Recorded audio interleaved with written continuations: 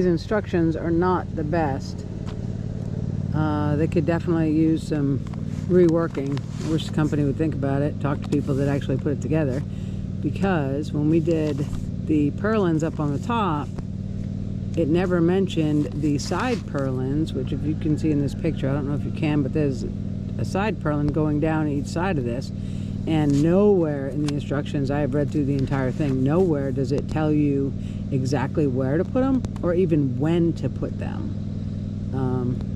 So we've got the top purlin up. We're going to work on these two side purlins next, and then you've got diagonal purlins up on the top, which it does tell you to put those ones on. But my guess is the side ones have to be on to make sure that your rafters are all staying 4 feet apart before you put on the diagonal ones. So that's what we're going to do now, is put these side purlins on.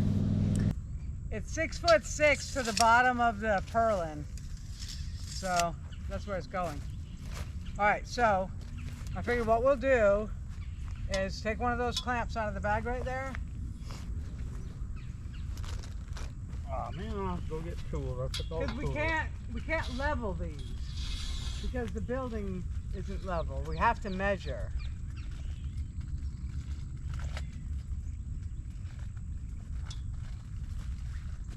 Yeah.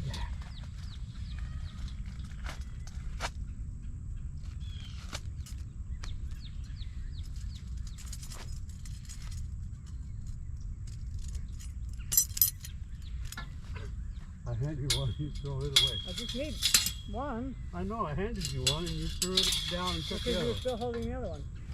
So you just put it on there, and then you have to open it up and slide this in. Okay.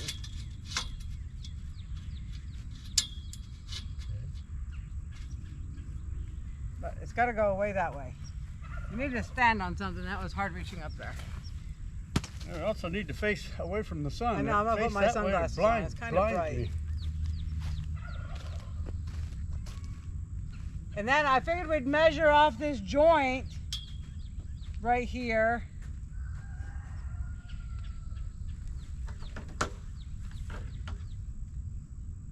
Okay, so I see a problem doing it in this order though. Because again, here we are, we're gonna screw these down tight and get it so they don't move. Oh, the bottom still moves, okay.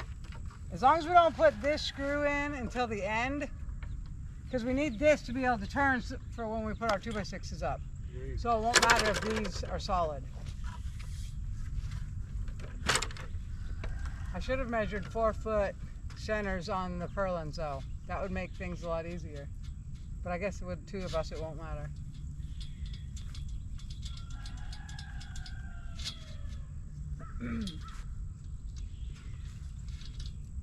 Need me to push? I don't know. I don't want to cooperate here. Okay, whoa, too far. All right, so we want to be center, which is right there, but then we have to make sure that the rafters are 4 foot on center before you tighten that down. I'll have to go get ready. I didn't realize we were gonna.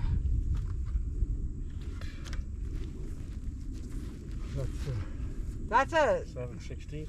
Yeah. So this is the purlin that will be running all the way down, and right below that will be a 2x6, which is going to hold on a channel that holds the plastic. That means that somewhere in there is going to be the top of the roll-up windows, or the roll-up sides. So you got 6-foot sides that can be wide open to let the air in. It's a lot bigger, a lot taller than what I was picturing. I knew it was 14 feet tall in the center, but I don't know, it's a lot taller than I had imagined it to be, even after ordering it, and I knew that the sides were 6 feet. Well, first off, the sides are more than 6 feet.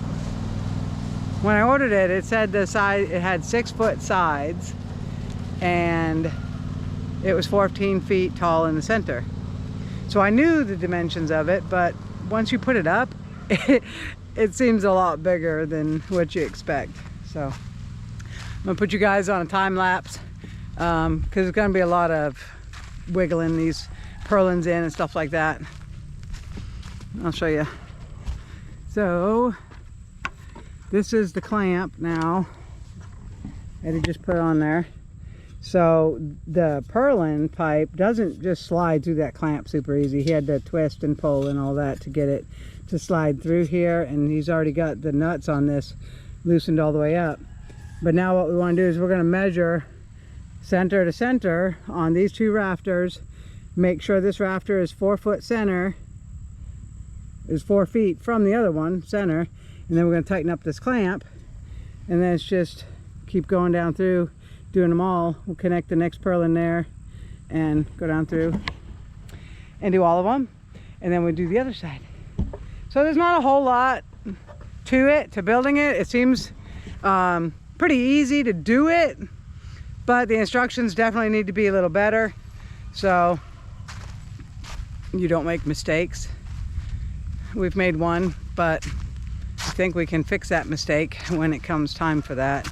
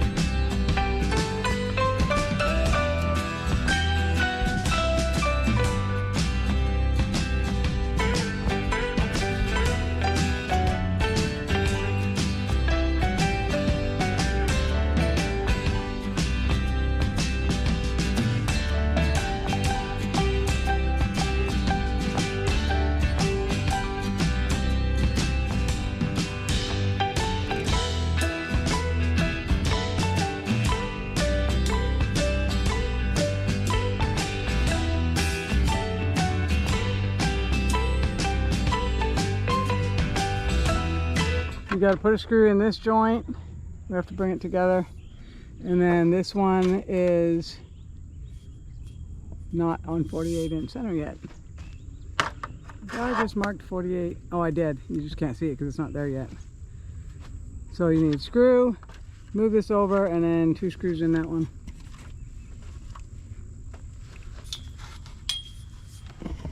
What do I do with your mark? Don't worry, it's right there. Don't turn it. You were that together whenever you... Yeah, I didn't measure off that. I measured off the other mark. No, but if that was slid that way... No. Oh, I see what you mean. I don't know, I'll remeasure, but it came out right.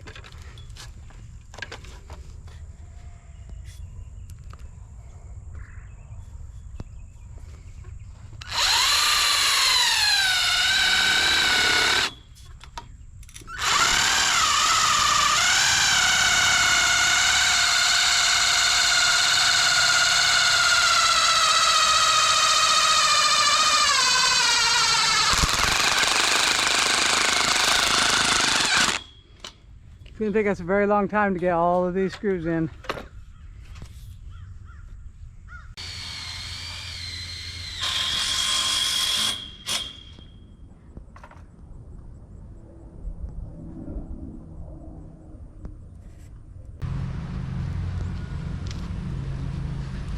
Okay, that step is finally done.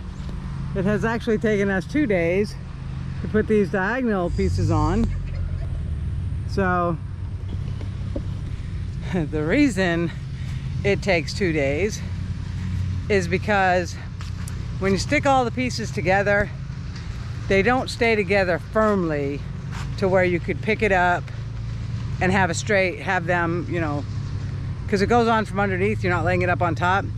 So when we tried to hold it up there, it would get a big sag in it, it would go crooked. They're crooked anyway, but the only way to do it was to put it on in pieces. And then these self-tapping screws, half of them do not self-tap. I don't know what it is about the metal, the conduit, the tubing, whatever you want to call it, but some of the screws will zip right in, and then some of them Eddie would go through 3 or 4 screws and then have to use a drill bit because the screws just would not go in. So, but that's okay, it's finally done. So it has a diagonal on each end. They don't meet in the middle. They're not supposed to meet in the middle because they can't meet in the middle. So it kind of looks a little bit off if you have OCD, but we got them all on. So now I'm going to work on this baseboard. I put the first one on before I remembered that I needed to go get the camera. So I cut this first board in half because you have to put your splices in between the poles, which they're calling the rafters. So I cut this one in half because we want the splice in the middle of the rafters, or anywhere in between the rafters. It doesn't have to be in the middle or anything. But we got to put these all the way down. So I have to drill some holes, and my drill bit's not long enough to go all the way through the pipe and in and then through the 2x. So I have to make the mark with the drill bit, drill partially into it, and then drill it from finish drilling it. But what I'm doing, because the ground's not level, is I'm just measuring down from this joint right here, 4 3/4 inches to the top of that, and then I'm gonna run it down at that height. And Eddie had to go to the store to pick up a couple of things. He'll be gone probably over an hour. So I'm gonna see how much of this I can get done. It shouldn't be that difficult, I'm hoping. So let's just do it. Now, one thing I do have to do is on these ground pipes here, I have a screwdriver. So these ground pipes are not angled straight inward, and unless you have like awesome eyes, I don't know how you would get them perfect. So I just have a screwdriver and I'm sticking it in the pole, and some of them move easier than others, and I'm just trying to spin it so that it's sort of straight, just to make it easier for my bolts to go in there. So that looks pretty straight, and then I'll have to do that to all of them. And the reason I can still spin them is because we haven't put these screws in right here. We need a screw that holds this pipe to this pipe. We haven't put them in yet because we knew we would have to spin this bottom piece. So once I have all the baseboards on, we'll go through and we'll put that screw in right there. But let's see what we can do here.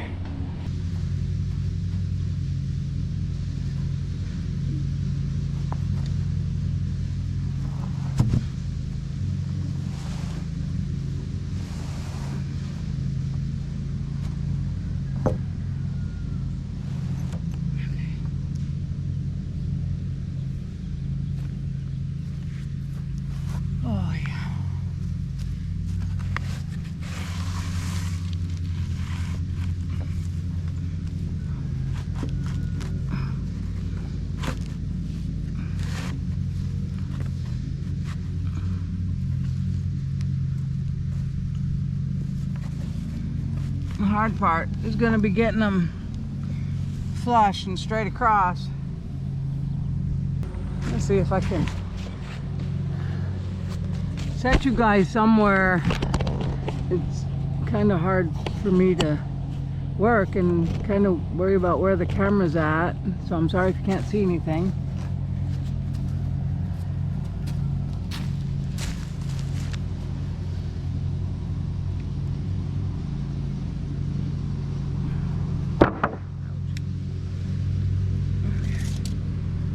Pick this one up. Wait a minute. Actually, that's right on. Okay. I hope I don't get down to the other end and find I have to dig out the ground. That is 4 3/4. 4 3/4. And I know those were 4 3/4. So I need to turn this pipe.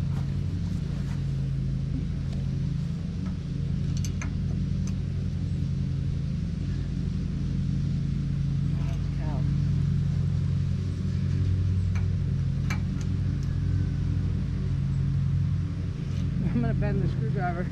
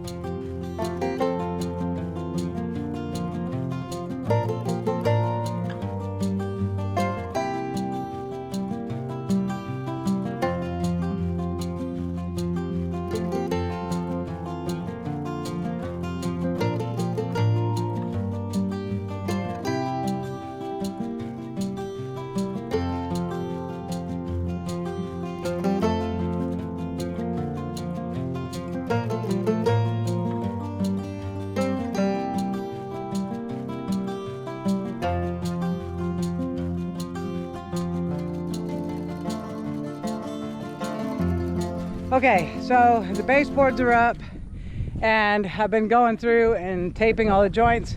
Now, something they should put a little bit earlier in the instructions is you're supposed to duct tape all of the joints on the rafters.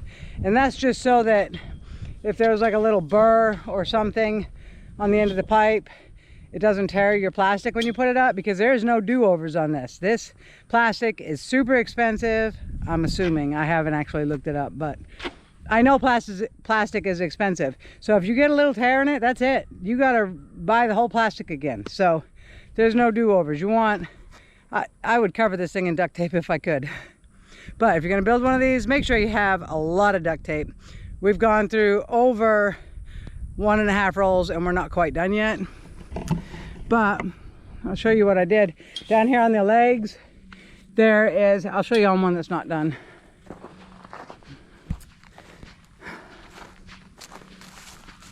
Okay, so I did the other side. Eddie's working on this side. He just now started. So there's a hole right here, and it has some burrs on it from them drilling that hole. And I mean, you could go through and file it if you really wanted to, but personally I think it's easier to throw some duct tape over it. So we're putting a strip of duct tape around the pipe here at that hole, then one here at this joint, and then one down here at this joint. I don't know why this joint is so big, but I'm covering in duct tape. Duct tape is cheap compared to the plastic that we have to put up. So this is we got to do that on every single leg. There's a hole, there's a joint, and there's a joint, and I have no clue what that hole is for. I have read through all of the instructions multiple times.